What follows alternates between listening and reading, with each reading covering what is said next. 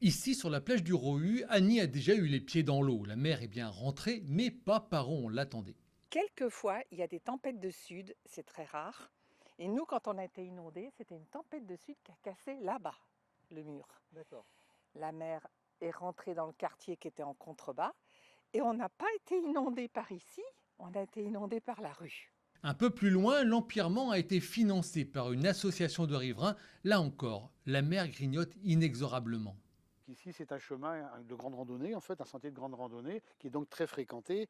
Et donc, nous, on considère aussi qu'il y a un intérêt public et que donc, il nous paraît anormal que ce soit uniquement les privés qui supportent les travaux de remise en état, alors qu'on pense que la collectivité, il y aurait aussi quelques obligations. Alors quand la communauté de communes organise une réunion publique, il y a foule. Les riverains cherchent avant tout des informations pour protéger leur patrimoine.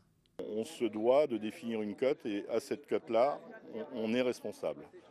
Au-delà, on n'a plus de responsabilité, mais on doit mettre les moyens en œuvre pour protéger à ce niveau-là, qui est un niveau qui est validé par les services de l'État. Une augmentation des aides pour la protection des maisons a été annoncée. La mairie anticipe même une montée des eaux due au réchauffement climatique. On a une dizaine de maisons qui sont vraiment dans les points bas de la commune et on veut anticiper les choses et se dire en 2100, si le niveau de la mer augmente tel que c'est prévu, il faut pouvoir proposer dans notre plan local d'urbanisme une zone de repli pour ces personnes, si elles le souhaitent. Il y avait 150 personnes à cette réunion publique et il y a environ 400 maisons en zone inondable sur la commune.